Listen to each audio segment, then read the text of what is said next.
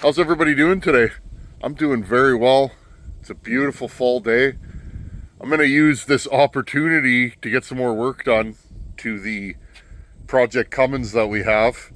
I noticed a little issue with this truck, and again, I'm just going to keep going through this thing until it's about perfect or until the weather changes. But so far, so good. No drivability or no runnability problems. The truck starts and runs perfectly.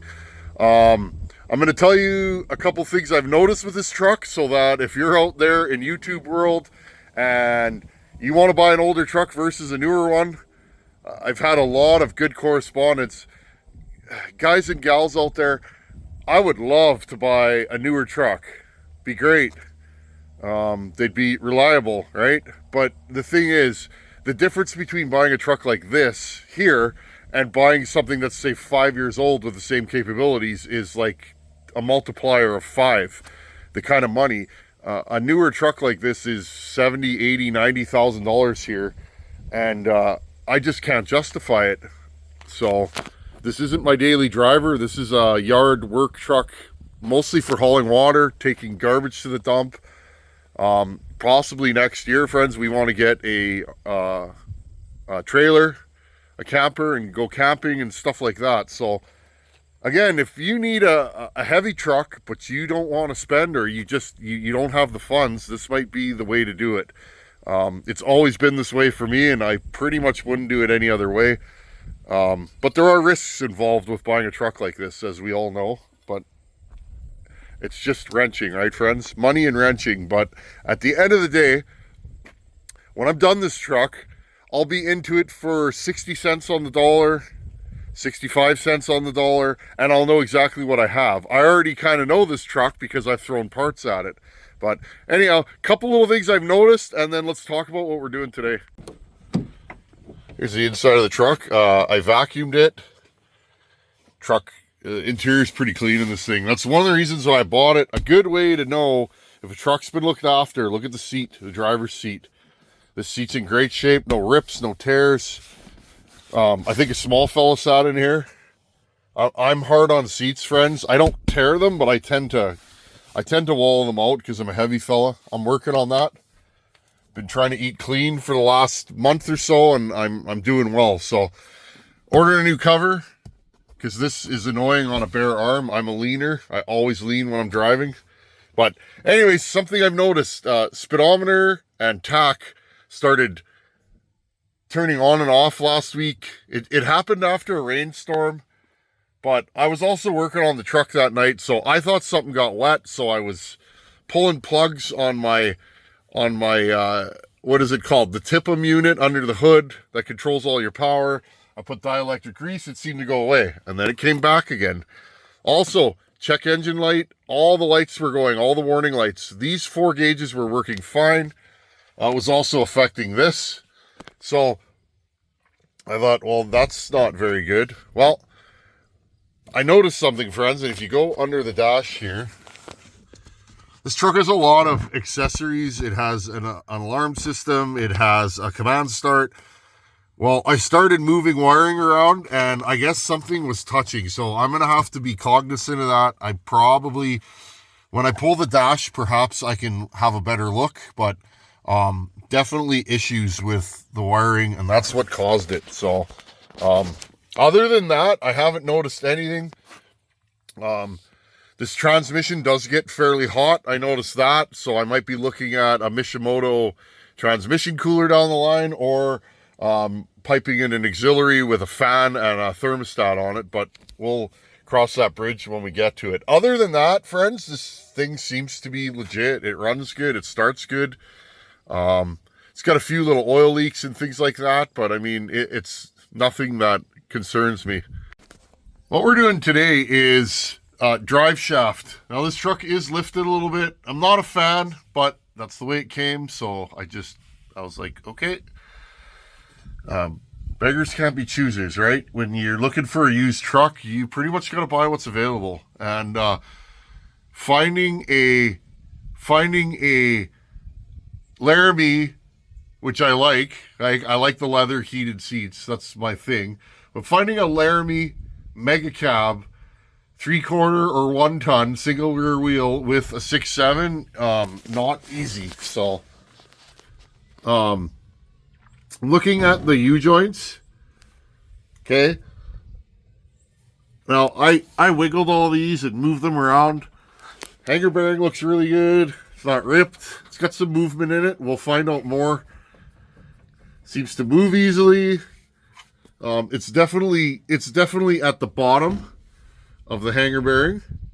Okay, but it's been shimmed down with the lift. Okay, and there's no movement. Drive shaft angles look good. You don't want them straight. This one's a little on the straight side, but okay. But here's what I noticed, friends. When I'm driving this thing, I noticed this truck has a shake when you're accelerating. Okay, you can feel it in the floor, and it also has a shake when you're going down the highway, and it comes and goes. Okay, originally I thought, well, my balance beads are not working, so I thought, well, maybe I'll have to pull these tires off and get them road force balanced or dynamic balanced. No big deal. It is what it is. But friends, I laid under here the other day. You guys see that? That's grease. This thing's flinging grease out of the U-joint. You can see it. You can see it right there. There's grease. Oh, let's put the light on here.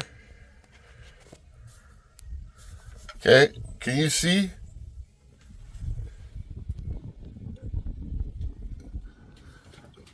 This thing is leaking grease out of one of these dust seals, it appears. Right there. Okay, so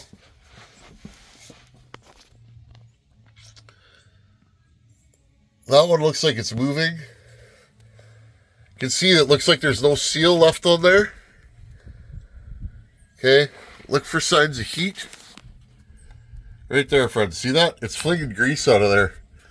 Also look for signs that your caps have moved. See that? There's a little gap in there.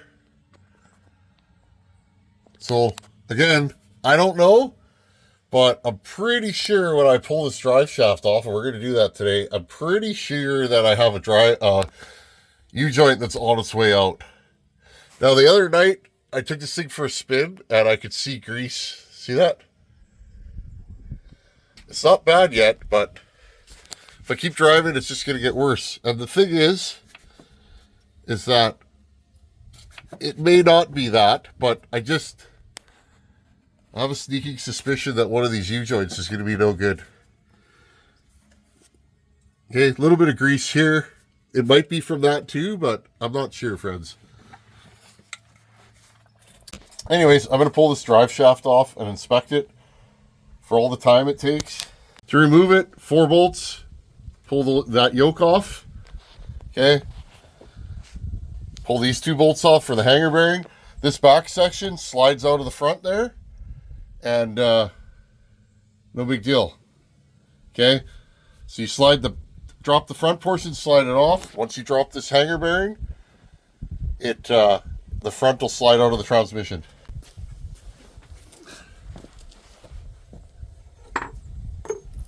Okay, here's the front shaft.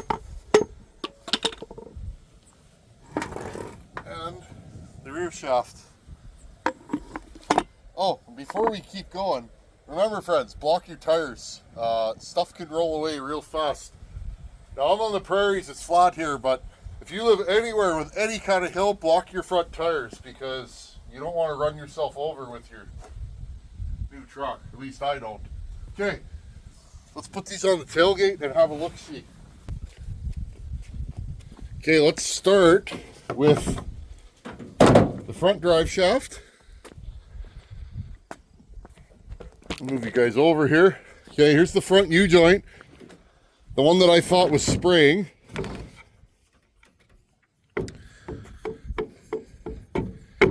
And it feels fine. It's a little loose. Now, I don't mean it has any play in it, but it usually these have a little bit of tension on them when they're new. This one This one doesn't. It's fairly loose, but it's fine. It's, you know, you could check, see if there's any sideways motion. There's not. Okay, up and down. Okay, so this one seems fine. I don't think it's that one. I saw the grease and I thought, well, maybe we do. But looking at it, usually the caps will start to move. Usually they fail when there's no grease in them. Again, here's my dust cover. This is, I believe these are splined. There'll be one spline that's a little bit different than the rest. Okay, this is my hanger bearing. There's something to be said for having a short bed, just for the fact of no hanger bearing. These are kind of a pain. Okay, smooth as a baby's butt. No, there's no issues with it. All this is, friends, is this is a bearing that's pressed on to the drive shaft that hangs in between rubber. This rubber's in great shape. Okay, there's no cracks in it. I don't see any issues with this thing. Okay, so I don't know. Maybe it is the tires. Yeah, I don't know. This thing looks great. I'm just gonna move you guys over here. Yeah, like, feels smooth.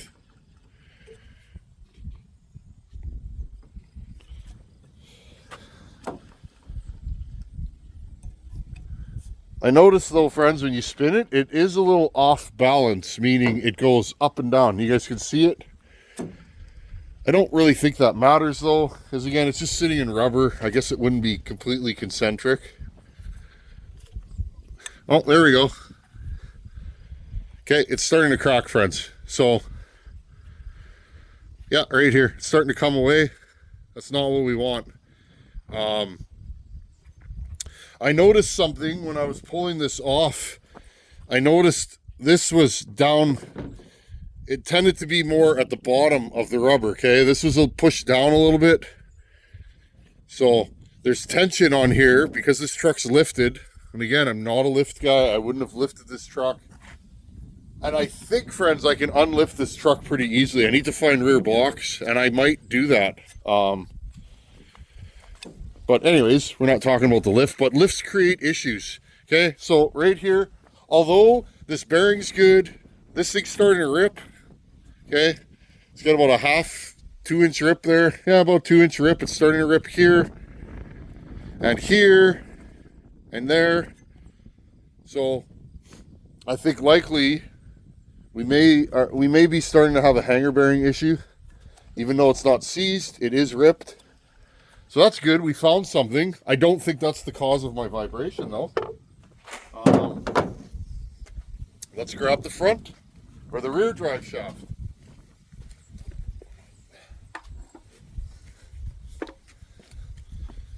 Okay. One thing that's nice about a 2-piece drive shaft though is they're lighter.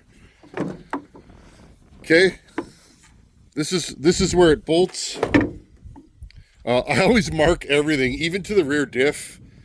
You don't really need to do that. When you take these apart, you want to mark them where they come from, you know? Like I would mark this to here and this to here so that I know that this side goes with here. Again, check if you have any weights missing. That's a weight. Now, this one feels better. See, look, there's a little bit of tension on it. Okay, where this one here is floppy. Okay. And yeah, there's more weight on it, but I could feel there's no tension on it, okay? It's just flippy floppy. That tells me that one's on its way out. It would probably last through the winter. Okay. This one feels new. Okay. And this is a heavy piece here. Okay, this feels the way a drive shaft should, or a U-joint. Notice it still has the rubbers on it right here. I tend to not install greasable fittings anymore. That's just me. And I like Spicer. I usually go with Dana Spicer for my U-joints. I put them in once and you never have to talk about it again. So this one feels like brand new. Good deal. Now, the reason why I was thinking hanger bearing or middle U-joint, and I know I saw the grease spray, but that's kind of what prompted me to go, well, maybe we have an issue. Yeah, you can see right here, there's this only goes one way, see that? Okay. I was thinking, if you drive this thing at speed, you know, freeway speed, it has a shake, and you could feel it worse in the back seat, which told me it's in the middle of the truck, or in the middle of the back seat, like you could feel a vibration. So I'm thinking likely the culprit is going to be this thing. Oh yes, look, click, click. There it is, friends. See how it's stuck?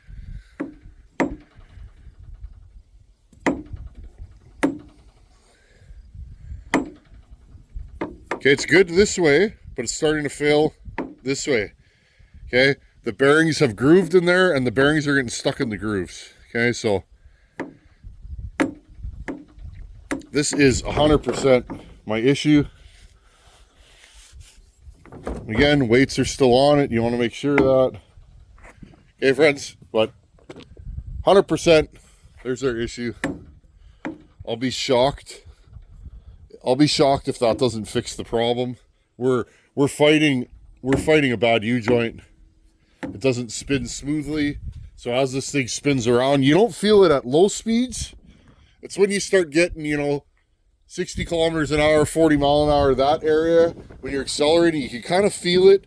And then when you're under acceleration up to 65, 70 mile an hour, you could feel like a thump almost in the floor. You don't feel it in the steering wheel, which made me think it's not the tires. And then when you put the cruise on, it likely goes away a lot of times. It just kind of peters off, and it'll come back. And so, well, them are the brakes. But again, I know what I'll have then. I can drive down the highway and be like, I'm not blowing a U-joint. I got new spicers in here. We'll see if we can find spicers. If not, I'll put Moog, like the X Supreme Moogs, I think they're called. They're like super heavy duty. But what would you guys do? Would you put all new U-joints in, 3 of them, and a hanger bearing? Would you do the hanger bearing and the U-joint that's seized and leave the front and the rear ones alone? I'm just curious. What would you guys do? I know what I'm going to do, but we're all different. Anyways, I hope this helps you guys. So, I know this channel, friends, is just about sharing knowledge, and a lot of it is for the young folks. I ain't old, but you know, we're getting snow on the roof, and you know, I'm middle-aged now, and I realize that I am blessed that I grew up a different way than most people did. We always just pulled wrenches in my family. We all do it. I do it, my brother, my uncles, we all just pull wrenches. And that's just the way I grew up. I didn't know there was any other way. And so I realized at some point, and that's why this channel started, was sharing knowledge. It makes me feel good, friends. If I can help you guys out there and you can fix something, you know, and save money, well, I'm always happy to do it. But anyhow, friends, thanks for watching. Take her easy. I'll see you guys in a couple days. Later.